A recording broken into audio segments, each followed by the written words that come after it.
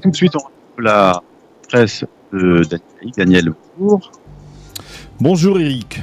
Alors, les premières pages de tous les quotidiens israéliens sont partagées en deux, Daniel. D'un côté, le ralliement historique du Bahreïn à la normalisation avec Israël, et de l'autre, l'attente de la décision du gouvernement quant à l'instauration d'un reconfinement total à partir de la veille de Rosh Hashanah et au moins jusqu'à Sukkot. Oui, effectivement, et nous commencerons par l'information capitale, annoncée vendredi par le Premier ministre Benjamin Netanyahou et par le président Trump, selon laquelle le Bahreïn a décidé lui aussi de normaliser ses relations avec Israël et que ses dirigeants signeront mardi à Washington un accord historique de normalisation, le Golfe de la paix. Titre ce matin le Yediot Aharonot en nous présentant des photos du président américain, du Premier ministre israélien et du roi du Bahreïn, Ahmed Ben Issa El Khalifa. Le Yediot Aharonot est le Premier ministre qui s'est félicité de cet accord et qui à nouveau parle de paix en échange de la paix. Pa'amaim Kitov, une double bonne nouvelle, titre ce matin le Israël Hayom qui cite les dirigeants du Bahreïn affirmant qu'ils aspirent à une paix chaleureuse avec Israël. En page 2, le quotidien gratuit parle de blitz de la paix et il annonce que la prochaine étape d'une normalisation avec le monde arabe devrait être l'instauration de vols commerciaux directs entre Israël et le Maroc. Et une fois de plus, les Palestiniens sont furieux. Ils parlent de trahison de la part du Bahreïn, tandis que l'Iran parle de la démarche historique du Bahreïn comme d'un pas honteux. Le quotidien y cite également le président de la petite communauté juive du Bahreïn, il s'appelle Avraham David Nuno, qui parle d'instant historique qu'il n'osait pas espérer. Le Maariv, lui, nous propose une carte d'identité du petit royaume du Bahreïn, si proche des États-Unis, si menacé par l'Iran, qui n'a obtenu son indépendance qu'en 1971, comme pour les Émirats.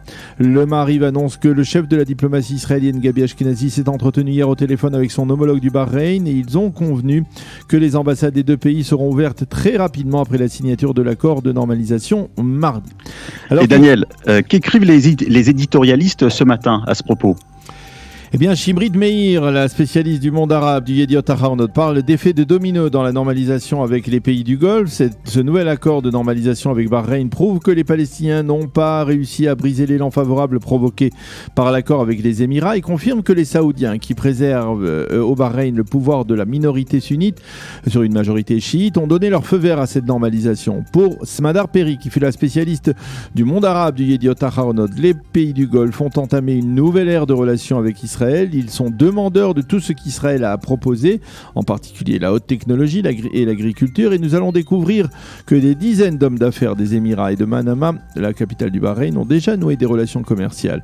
Face à ces deux éditoriaux élogieux, le Yediot Aharonot publie celui de Ra'anan Shaked, qui ce matin, sur un ton méprisant, ne trouve rien de plus sympathique à dire que, je cite, « Vas-y Bibi, va à Manama, va à Washington, va à Dubaï, prends ta femme, achète des cadeaux à tes enfants, mais va-t'en et quitte Eretz Israël », fin de citation d'un éditorial qui prouve que même à des instants historiques, eh bien, certains éditorialistes israéliens ont du mal à surmonter leur haine viscérale envers Binyamin Netanyahou. Et justement, Amnon Lord, dans le Israël Hayom, répond à cet éditorial de Shaked. Il écrit qu'entre Balfour et Manama, la vieille doctrine sécuritaire de la gauche est en train de s'effondrer. Cette percée aurait dû remonter le moral de la nation et renforcer les sentiments d'unité et d'union nationale, mais cela ne se produit pas parce que le camp des anti-Bibi contrôle l'état d'esprit de la nation, écrit donc Amnon Lord ce matin dans le Israël Hayom. Pour Oded Gradon, toujours dans le même quotidien, Oded Gradon qui est le spécialiste du monde arabe, le geste du roi de Bahreïn n'est pas moins audacieux que celui des Émirats arabes unis. Le second titre dans la presse israélienne, c'est bien évidemment la réunion du gouvernement qui doit entériner probablement avec quelques changements la décision du cabinet restreint de jeudi d'instaurer un reconfinement général à partir de vendredi matin dans tout le pays et ce pendant au moins 2 semaines. Les quotidiens israéliens résument les mesures qui devraient être annoncées et leur durée durant ce mois de Tishri qui s'annonce tout à fait hors du commun. Reprenons l'essentiel de ces mesures. À partir de vendredi matin, reconfinement général pour 2 semaines avec interdiction de s'éloigner de plus de 500 mètres de son domicile, fermeture des mercredis des établissements scolaires, des fermetures des secteurs publics et privés. Seuls les supermarchés et pharmacies resteront ouverts. Les restaurants ne fonctionneront qu'en take-away. Quant aux synagogues, elles ne pourront pas accueillir plus de 10 fidèles à l'intérieur et 20 à l'extérieur. À partir de Sukkot, on assistera à un reconfinement partiel partielle avec la reprise des cours online, la réouverture prudente du secteur commercial, mais les restaurants resteront fermés. Cette seconde étape devrait durer 2 semaines supplémentaires et ensuite donc dans un mois, le plan du professeur Gamzou des villes selon les codes couleurs sera appliqué. On reparlera alors des villes rouges, des villes oranges et des villes vertes. Le Yediot Aharonot consacre sa manchette ce matin à expliquer aux Israéliens comment l'État d'Israël, qui était le pays le plus vert à l'issue de la première vague, est devenu le pays le plus rouge au monde durant la seconde. Les 8 erreurs d'Israël, titre le Yediot Aharonot sous le clavier de Sarit Rosenblum. Et parmi ces erreurs, on trouve la réouverture trop rapide du marché sous la pression du ministère des Finances et en particulier la réouverture des établissements scolaires qui ont propagé le virus, l'ultra-politisation de la crise, le mauvais exemple donné par les dirigeants eux-mêmes et les mesures parfois illogiques qui ont conduit le public à remettre en cause le bien fondé de l'action du gouvernement. Le Israël Hayom titre que l'année commence avec ses limitations.